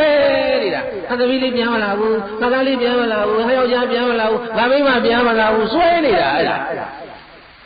သောတာပန်ကြတော့ဘယ်လိုခေါ်တယ်လဲခေါ်တော့ခေါ်တယ်ငါသားခေါ်တယ်ငါသမီးခေါ်တယ်ဒါပေမဲ့ခေါ်တဲ့အချိန်တိုင်းချိန်တိုင်းမှာဘာဖြစ်အစွဲကင်းနေတယ်ဘာကင်းနေလဲအဲ့ဒီအစွဲကိုဘယ်သူကဖြုတ်လိုက်တာလို့ဆိုသောတာပတ္တိမဉ္ဇဉ်ပူဉ္ဇဉ်ကထုတ်ချလိုက်တာ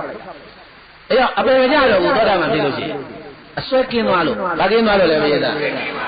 အစွဲကင်းသွားလို့တဲ့ဒါကြောင့်တကယ်ရှိနေတဲ့ခန္ဓာ၅ပါးယုံနာနှစ်ပါးဝိပဿနာမရှိလို့ကတော့ဘုရားသားငါသားငါသမီးငါယောက်ျားငါမိန်းမဒီလိုပဲမြင်တတ်တယ်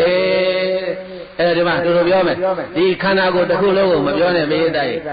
ဘုန်းကြီးတို့တကယ်ရနေတာဟောဒီခန္ဓာကိုယ်ကြီးကတေချာခွဲလို့ရှိရင်ခန္ဓာ၅ပါးရှိတယ်ခန္ဓာဘယ်နှပါးရှိလဲ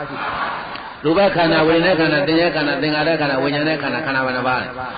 အဲ့ဒီခန္ဓာ၅ပါးထဲမှာပြည့်တဲ့ရုပ်ခန္ဓာကတစ်ပါးတည်းရှိတယ်နာမ်ခန္ဓာက၄ပါးရှိတယ်ခန္ဓာဆိုတဲ့စလုံးလေးပြန်ပြီးခန္ဓာဆိုတာအစု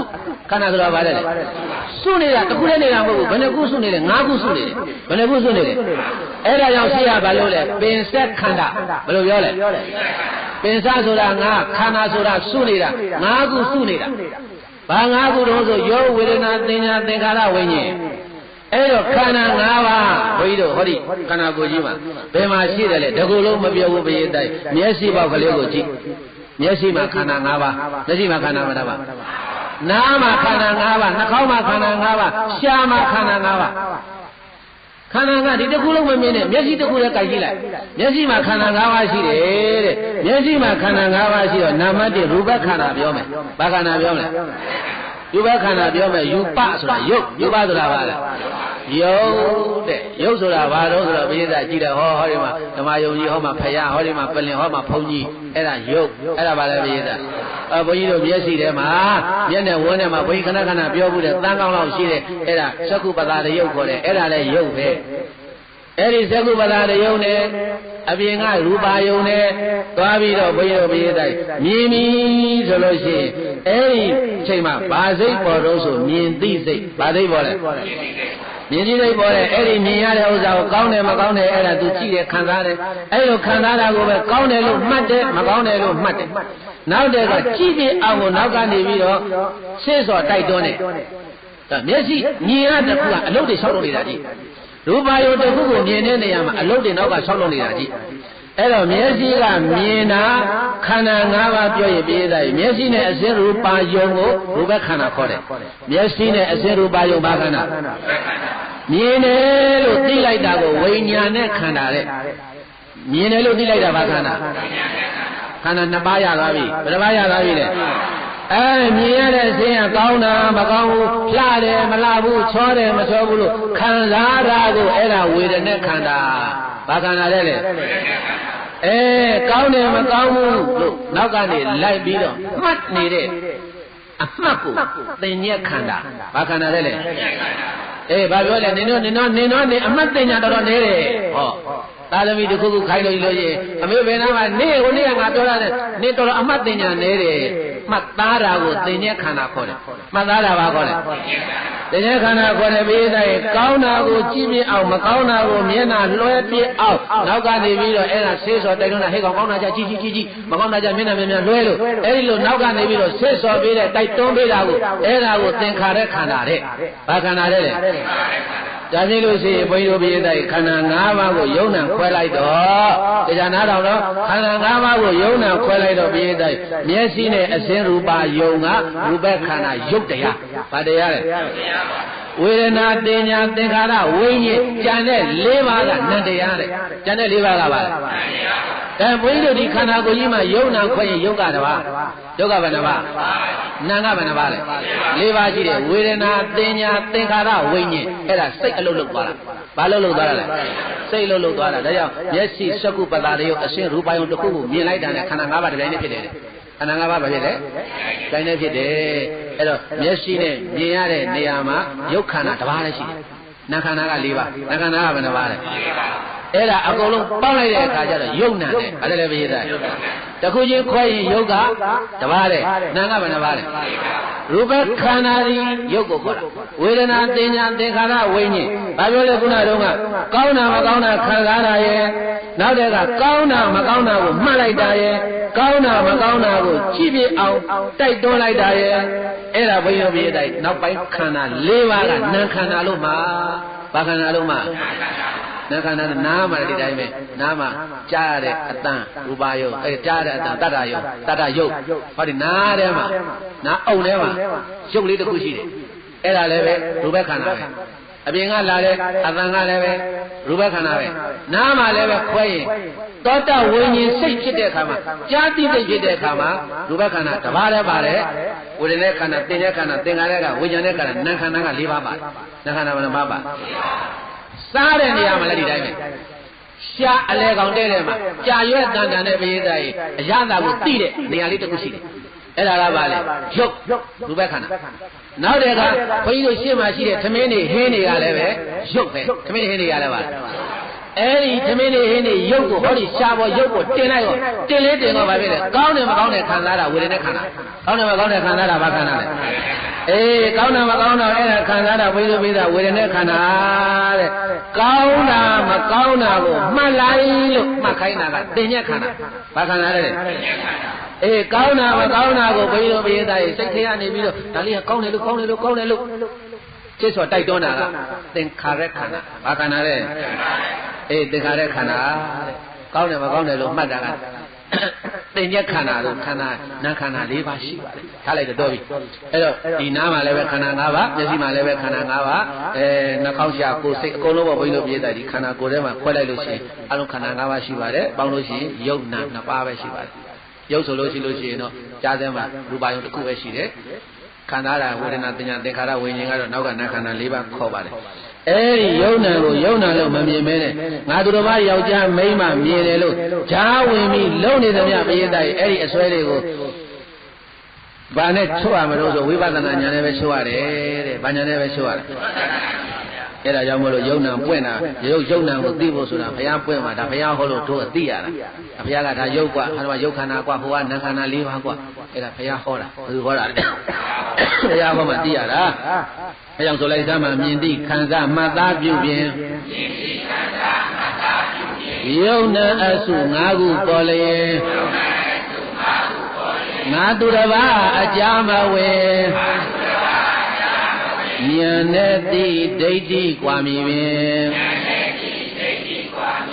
မြင်သိခံစားမှတ်သားပြုပြင်ယုံနာအစု၅ခုပေါ်လျင်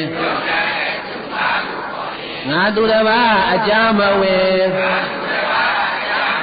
ဉာဏ်နဲ့သိဒိဋ္ဌိกว่าမည်ပင်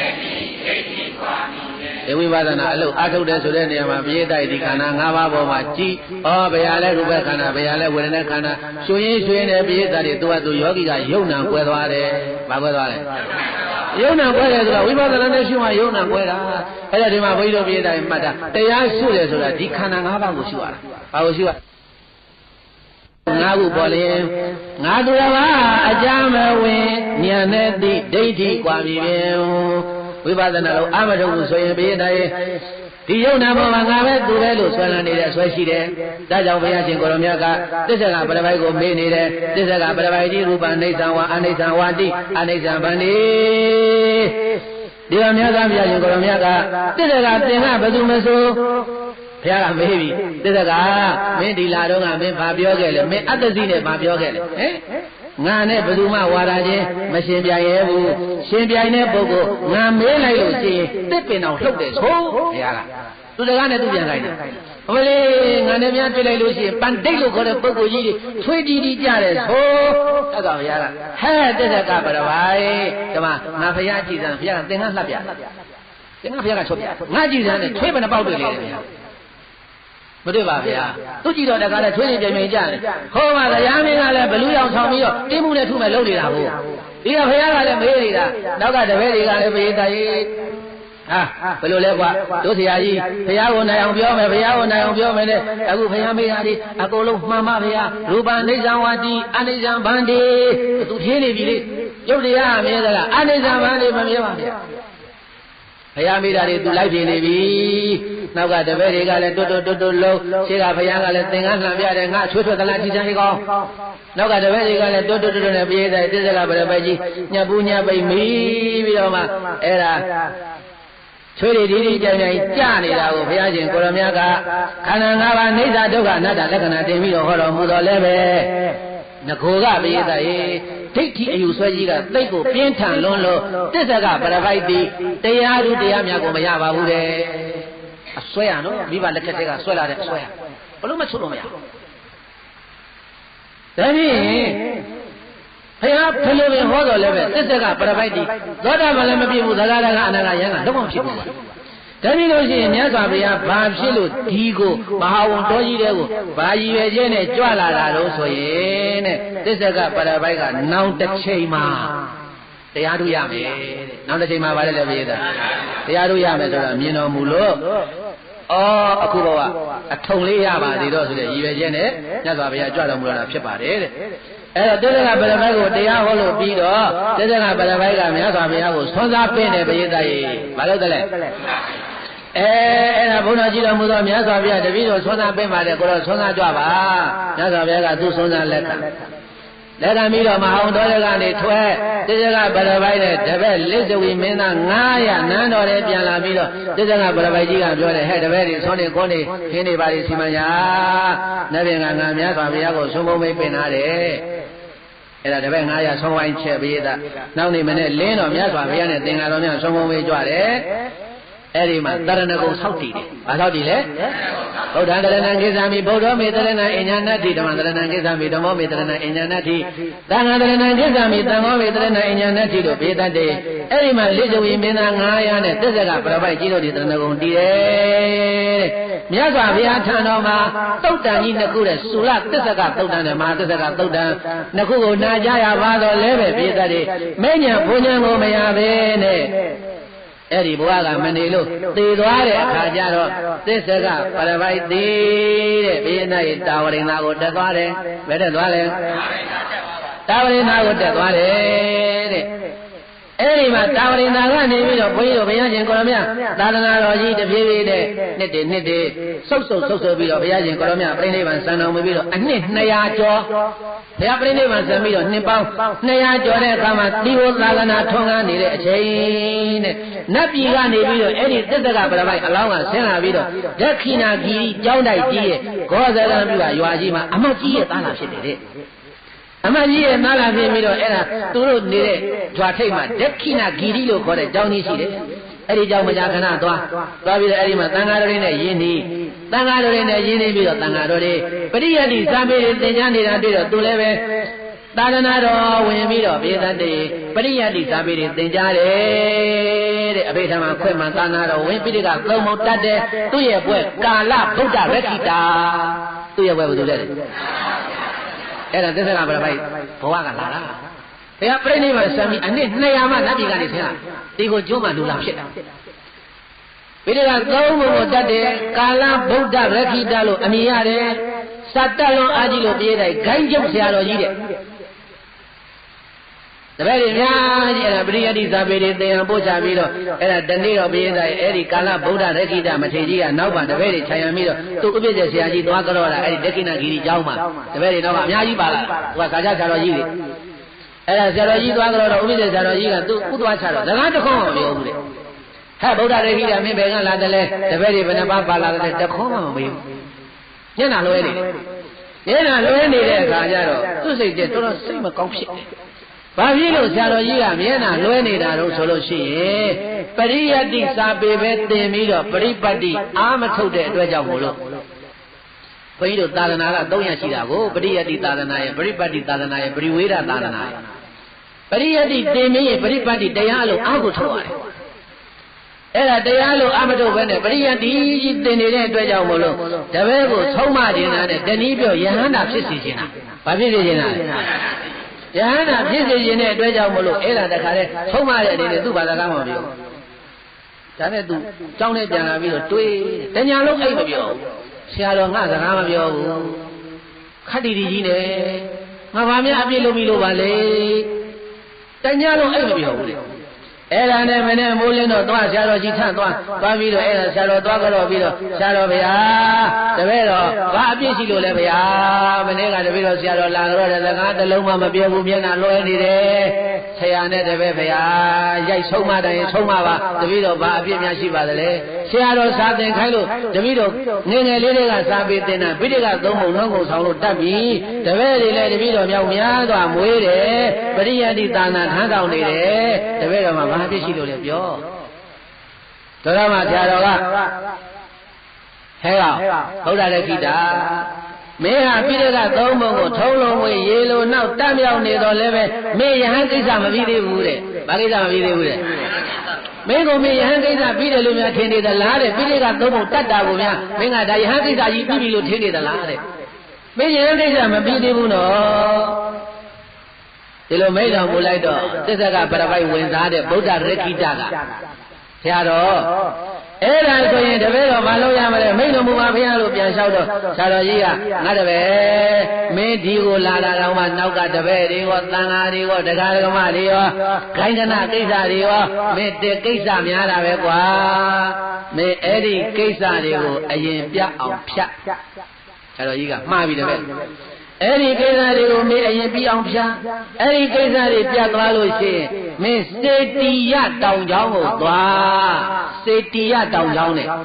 ကြောက်တဲ့နာမည်ကဗါလဲစေတီယ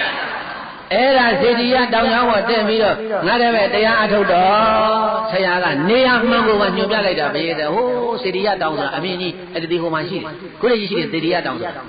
အဲ့ဒီစေတီယတောင်ပေါ်ကိုသွားအဲ့ဒီမှာမင်းတရားအထုတ်လို့ဆိုပြီးတော့ဥပ္ပဇ္ဇဆရာကြီးကမိန်တော်မူလိုက်တော့မှအဲ့ဒီကာလဗုဒ္ဓရခိတမထေရီသူเจ้า၌သူပြန်တပည့်တွေတကားလေအဲ့ဒီမှာဟဲ့မင်းတို့လည်းမင်းတို့နေကြလို့နေကြတက်ချင်တဲ့သာဝတက်ကြအကုန်လုံးပရိဘောဓနောက်ပိုင်းကကိစ္စတွေအားလုံးဖြတ်ပြီးတော့သပိတ်တစ်လုံးသင်္ကန်းသုံးနဲ့ယူဆောင်ပြီးတော့အဲ့ဒါစေတီယတောင်ပေါ်ကိုတက်တယ်အဲ့ဒီစေတီယတောင်ပေါ်မှာဘိယသားကြီးဘလောက်တရားအားထုတ်လဲပန္နာရတ္တ15ရက်ပဲတဲ့ဘယ်နည်းရက်ပဲတဲ့ပန္နာရတ္တဒီဝတိ15ရက်မြောက်သောနေ့မှာပဲသောထောကာလဗုဒ္ဓရခိတအမိရတဲ့မထေသူမြတ်သည်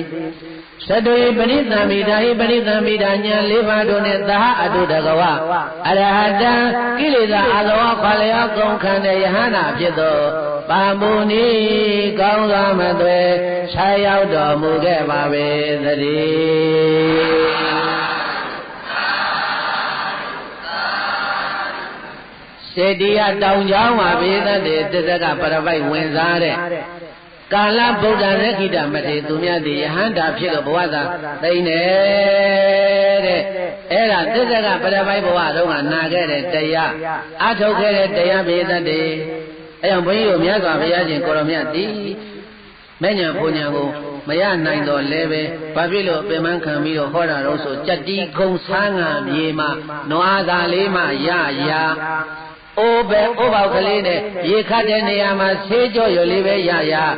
နာဝဓမ္မမျိုးစေ့ရအောင်လို့ဆိုပြီးတော့ဘုရားရှင်ကိုရောမြတ်သည်ဘာသာကြားဒိဋ္ဌိအယူရှိတဲ့ပုဂ္ဂိုလ်တွေကိုလည်းပဲအဲ့ဒီလိုကြွရောက်ပြီးတော့ဘုရားရှင်ကိုရောမြတ်သည်တရားဟောတော်မူပါတယ်တဲ့အဲ့ဒါကိုဘုန်းကြီးတို့တစ္ဆကပရပိုက်ရဲ့အယူဝါဒကိုပြည့်တဲ့ရဲ့အဲ့ဒါမြတ်စွာဘုရားချွတ်တဲ့အခန်းကိုအဲ့ဒါအောင်ကြီး8ပါးတဲ့ထည့်ပြီးတော့တစ္ဆကပရပိုက်အောင်တော်မူကန်းတဲ့ဒါကြောင့်ဒီနေ့တရားရှိတဲ့စေကဝင်တဲ့သူတော်စင်တို့ဘုန်းကြီးတို့အောင်ကြီး8ပါးထဲမှာအခုအောင်ကြီးတာနာမဘယ်လောက်ရောက်သွားပြီလဲ6ရောက်မြောက်ဘယ်နှရောက်လဲမဟာရရခံကရံစွာရံစိန်သမနိသသစ္စကံနံပါတ်6နှစ်ခုပဲကျန်တော့တယ်နန္ဒောပဏ္ဍာနဲ့ပကပြမဗါလဲဒီနန္ဒောပဏ္ဍာနဲ့ပကပြမပြီးတော့အောင်ကြီး8ပါးပြီးပြီပေါ့နော်အဲဒါကြောင့်ဒီနေ့ဘုန်းကြီးတို့အောင်ကြီး8ပါးထဲမှာနံပါတ်6အောင်ကြီးဖြစ်တဲ့တစ္ဆကပရပိုက်ရဲ့အတိတ်ဘဝကောခုပြစ္ဆုတ်ဘဝကောဘုရားသာသနာတော်နှစ်200မှာဒီကိုကျုံးကိုနတ်ပြည်ကဆင်းလာပြီးတော့ကာလဗုဒ္ဓရခိတယဟန္တာဖြစ်နေအဲ့ဒါပြိဋိဘဝန်ဆံခြုံငိမ့်ဘဝသာသိမ့်သွားတယ်ဆိုတဲ့အကြောင်းအရာကိုတင်ပြပါတယ်။ကိုင်ဘုန်းကြီးတို့ပြည့်နိုင်ဆိုလိုက်ပါတစ္ဆကဟုခေါ်ပြုနာမပြိုင်သူပဲကင်းထက်ခြင်းပညာမာနလွန်ကဲထံသေးလေတာတမိုးအောက်တယောက်သူထင်ရှားသစ္စာကဟုခေါ်ပြုနာမ ပြိုင်သူပဲကင်းထက်ခြင်းပညာမာနလွန်ကဲထံသေးလေတာဓမ္မောအောက်တယောက်သူထင်ရှားဝါရပြိုင်ပွဲရှင်နွယ်မိသာတပည့်များသို့တိကြစေရာအမြောက်အများဖျားချမ်းလာအကဲခပွဲဖြတ်ကြည့်ဖို့ရာဝါရပြိုင်ပွဲရှင်နွယ်မိသာတပည့်များသို့တိကြစေရာအမြောက်အများဖျားချမ်းလာအကဲခပွဲဖြတ်ကြည့်ဖို့ရာအနတ္တနဲ့အတ္တဆိုရာအနတ္တစစ်ဖြစ်တော်လေတာဆရာတစ္ဆကရှုံးရသည်သာအခေါင်နဲ့အောင်ရင်မင်္ဂလာအနတ္တနဲ့အတ္တဆိုရာ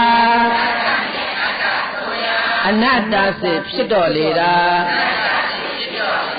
ဆရာတစ္ဆကရှုံးရမည်သာ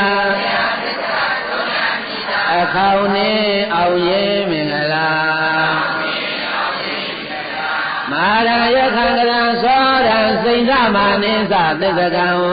နာဂံဗကံဇီနောဇီနိဟောတုမေဇယမင်္ဂလံသစ္ဆကံအနိစ္စကိုတော့အမြဲငရဲကြတော့အမှန်နိဗ္ဗာန်ဆိုပြန်တော့အလွဲတဲ့ငါတကားသာအမှန်ပဲရဲ့လို့သကရေစစ်ပွဲမှာတင်ဆွဲအောင်အနိုင်ညင်းလျက်စတိုင်တင်းကဝါရတစ်ထောင်နဲ့မာနထောင်၍တမျိုးမိုင်အစိုးစရိုက်တို့ရဲ့ထိန်သည်ကုတ္တကန္တာဆိုတဲ့သစ္စာကပရပိုက်ကြီးကိုလည်းပဲဇိနောဇယံအဝိဇ္ဇာမှောင်နေရှင်ကမသိရပါတဲ့ပညာပါရမီဤဟူသောတရားဓမ္မဖြင့်ဘုရားကနိုင်ပြီမေတ္တာရဲ့ဘုရားကပိုင်ပြီတို့ဘုရားကပဲအောင်မြင်တော်မူခဲ့ပါပဲ